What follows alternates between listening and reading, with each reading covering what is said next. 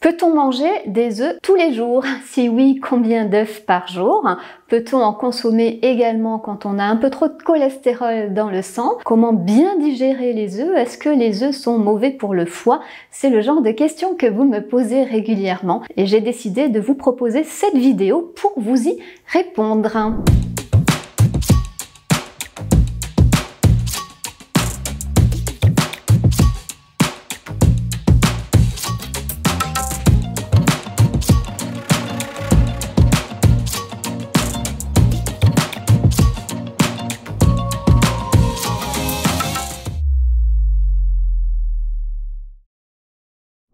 Alors, quels sont les bienfaits de l'œuf? Tout d'abord, l'œuf est riche en protéines, environ 13% de protéines. Ce sont des protéines d'excellente valeur biologique. Qu'est-ce que ça veut dire? Ça veut dire tout simplement que dans les protéines de l'œuf, on retrouve des acides aminés essentiels en très bonne proportion. Vous savez, dans le corps, ce qui est important, c'est l'apport en protéines, mais surtout l'apport en acides aminés essentiels. Et dans les aliments, on trouve rarement tous les acides aminés essentiels réunis. En général, il en manque toujours un ou deux dans les viandes, dans les céréales, etc. Donc on appelle ça les acides aminés limitants. Et bien dans l'œuf, on y retrouve vraiment tous les acides aminés essentiels. Essentiel, ça veut dire quoi? Ça veut dire tout simplement que le corps ne sait pas le synthétiser. Il ne sait pas synthétiser les acides aminés essentiels, donc il en a besoin. On a besoin de les consommer, on a besoin d'avoir un apport alimentaire et l'œuf nous les apporte. Donc ce sont vraiment de très bonnes qualités de protéines qui sont vraiment très bien assimilées par l'organisme et donc les acides aminés très bien utilisés par notre corps. Donc vraiment très intéressant. Et puis il faut quand même bien comparer aussi au niveau des tarifs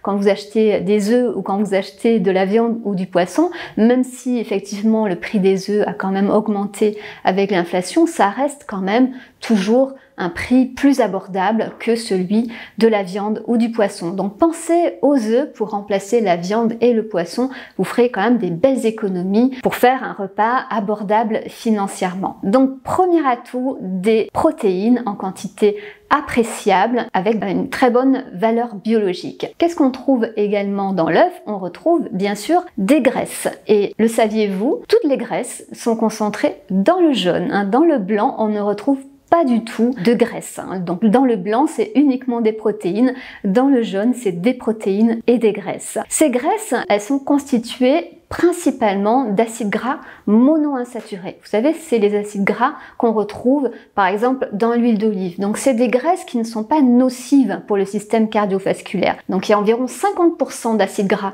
monoinsaturés et puis on va retrouver bien sûr un peu d'acides gras saturés et des acides gras polyinsaturés. Parmi les acides gras polyinsaturés, on retrouve les fameux oméga 3 et c'est pour ça qu'on retrouve parfois des œufs donc, qui sont enrichis en oméga 3 ou à teneur garantie en oméga 3 parce qu'ils contiennent davantage d'oméga 3 que les œufs standards. Alors comment on obtient ça? Eh bien tout simplement quand on nourrit la poule avec des ingrédients, avec des aliments, des graines qui sont riches en oméga 3, eh bien les oméga 3 passe dans les œufs. Donc on obtient des œufs plus riches en oméga 3. Donc ça peut être intéressant pour enrichir un petit peu son alimentation en oméga 3. Je vous rappelle, les oméga 3, on en a besoin. En général, on en manque un peu, on n'en consomme pas suffisamment. On va le retrouver dans certains poissons, poissons gras, dans les graines de lin, dans les noix, dans l'huile de colza, l'huile de cameline, l'huile de lin, etc. Donc pensez aussi aux œufs. Si vous pouvez donc choisir des œufs qui sont donc à teneur garantie en oméga 3, ben c'est plutôt intéressant. Donc des graisses, environ 10%, c'est pas non plus quelque chose de très gras, les œufs, 10% c'est la moyenne des graisses des viandes par exemple. Et puis bien sûr, parmi ces graisses, on retrouve du cholestérol. Et c'est pour ça que souvent on dit il ne faut pas manger d'œufs quand on a du cholestérol dans le sang, parce que l'œuf en apporte également. Alors bien sûr, il en apporte. Est-ce que cela fait pour autant un aliment mauvais pour le système cardiovasculaire? Non. Et définitivement non. Il y a de nombreuses études qui ont montré que consommer des œufs, ça ne va pas faire monter le taux de cholestérol et ça ne va pas accentuer le risque de maladies cardiovasculaires. Alors, ce que je suis en train de vous dire, ce n'est pas de consommer 6 œufs par jour, bien évidemment, parce que ces études, elles montrent qu'il n'y a aucun risque dans le cadre d'une alimentation équilibrée et bien structurée. Et c'est ça le plus important finalement. Pour maintenir un taux de cholestérol sanguin stable ou pour le baisser quand on a un taux un petit peu trop élevé, c'est pas seulement supprimer les œufs ou réduire votre consommation d'œufs qu'il faut faire, et d'ailleurs il ne s'agit pas du tout cela, c'est surtout bien structurer votre alimentation, éviter les graisses industrielles qui peuvent apporter des acides gras trans qui eux sont délétères pour le système cardiovasculaire, et avoir une alimentation à index glycémique bas. Comme je vous le répète assez souvent, c'est vraiment protecteur pour le système cardiovasculaire, riche en fibres également, qui va permettre donc de mieux réguler le taux de cholestérol dans le sang. Donc n'ayez aucune crainte à consommer des œufs pour votre cholestérol. Vous ne prenez aucun risque dans le cadre d'une alimentation équilibrée, structurée, bien évidemment. Alors combien d'œufs justement est-ce qu'on peut consommer? Eh bien, je pense que en dehors de toute maladie cardiovasculaire avérée, eh bien, on peut consommer facilement 2 œufs tous les jours. Alors attention, parce que parfois on intègre les œufs dans les préparations, quand on fait des quiches, quand on fait des gâteaux, etc. On consomme des œufs. Donc 2 œufs par jour, c'est vraiment une moyenne qui inclut les œufs présents dans les préparations. Ça ne veut pas dire qu'il faut manger 2 œufs absolument tous les jours, mais vous pouvez aller jusque là. Si vous avez une maladie cardiovasculaire avec un taux de cholestérol élevé, peut-être qu'il faudra réduire cette consommation à 1 œuf par jour, soit 7 œufs par semaine. Ça ne veut pas dire 1 œuf obligatoirement tous les jours, mais peut-être donc 7 œufs par semaine qui sont répartis, peut-être une omelette le lundi, 2 œufs au plat le vendredi, et puis le reste, ça va être des œufs qui vont être inclus dans certaines de vos préparations. Vous voyez le principe, c'est tout simplement adopter une alimentation la plus équilibrée et diversifiée possible. Alors, je continue avec mes bienfaits de l'œuf. Donc, on a dit qu'il y avait des protéines de très bonne qualité, qu'il y avait des graisses également, donc qui sont pas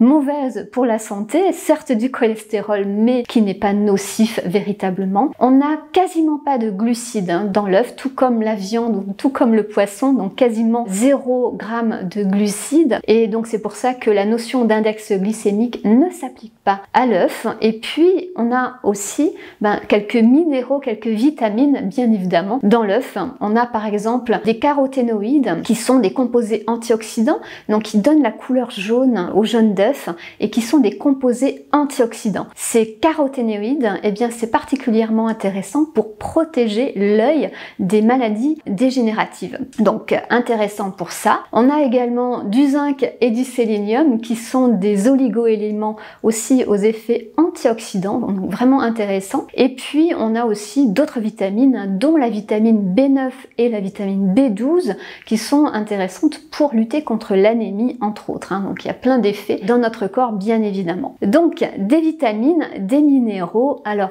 une question qu'on me pose souvent aussi, c'est au niveau de la digestion des œufs. Certaines personnes me disent mais j'ai l'impression que je digère pas bien l'œuf. Alors ça va dépendre tout simplement de comment vous le préparez, comment vous le faites cuire, puisqu'en général l'œuf coque ou l'œuf dur est très bien digéré, très facile à digérer. En revanche, quand vous le cuisez sous forme d'omelette avec pas mal d'huile ou d'œuf au plat où vous ajoutez de la matière grasse, eh bien là c'est un peu plus difficile à digérer. Donc observez un petit peu quand vous digérez moins bien les œufs, quand vous les digérez mieux, et préférez bien sûr les préparations où on n'a pas à ajouter de la matière grasse, donc des œufs durs, des œufs mollets, des œufs coques, donc avec le moins possible d'ajout de mayonnaise bien évidemment. Alors est-ce que les œufs sont mauvais pour le foie? Eh bien dans le cadre d'une alimentation équilibrée, structurée, il n'y a aucun problème. Ensuite, si vous avez un problème au niveau du foie, ça il faut bien sûr en parler avec votre médecin. Est-ce que les œufs sont déconseillés dans votre cas précis? Oui ou non? Ensuite,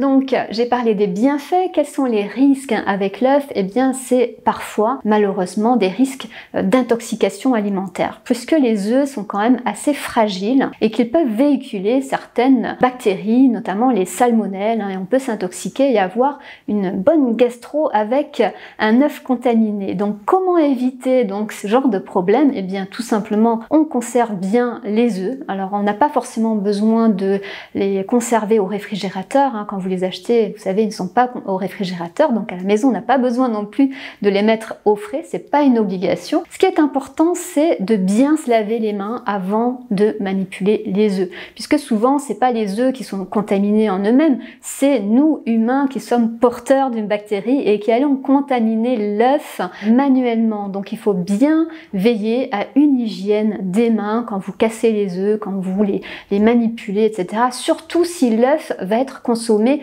cru ou partiellement cru. Si c'est pour faire une mayonnaise, si c'est pour faire une mousse au chocolat, l'œuf n'est pas cuit. Donc là, on prend plus de risques. Ou quand on fait des œufs coques, par exemple, l'œuf est partiellement cuit. Donc là, c'est pareil, il y a plus de risques de contamination. Quand l'œuf est cuit comme un œuf dur, eh bien, il y a moins de risques puisque la bactérie, si elle est sensible à la chaleur, elle va être détruite, tout simplement. Donc veillez tout simplement à bien laver vos mains quand vous manipulez les œufs. On ne va pas laver la coquille, on n'a pas besoin de le faire, mais lavez-vous les mains avant de manipuler les œufs. Donc vous voyez, l'œuf, c'est vraiment un aliment très très bien que vous pouvez consommer quotidiennement. Il y a certaines personnes qui mangent des œufs tous les matins au petit déjeuner et ça permet d'avoir vraiment une sensation de satiété prolongée. Quand on fait un petit déjeuner protéiné où on intègre des œufs, on est rassasié vraiment durablement. D'ailleurs, l'œuf dur est particulièrement rassasiant, peut-être que vous l'avez remarqué, par sa texture. C'est quelque chose qui est vraiment un petit peu coupe-faim, comme on dit. Donc ça peut être vraiment intéressant dans le cadre d'un programme, un programme minceur ou pour calmer en tout cas les petits creux et les fringales. Donc 2 œufs tous les jours, c'est possible, soit au petit déjeuner, soit à d'autres repas sans aucun problème. Et si vous avez vraiment une maladie cardiovasculaire, jusqu'à 7 œufs par semaine, 1 par jour ou répartis différemment, mais peut-être à discuter avec votre médecin selon les cas. Peut-être que vous avez une maladie cardiovasculaire, mais aussi un foie fragile qui limite un petit peu la possibilité de manger des œufs quotidiennement. Voilà pour cette vidéo, j'espère qu'elle vous sera utile. N'oubliez pas de la liker, de la partager avec vos amis. Posez-moi vos questions en commentaire si vous en avez. Et quant à nous, on se retrouve la semaine prochaine pour des nouveaux conseils nutrition, minceur et mieux-être.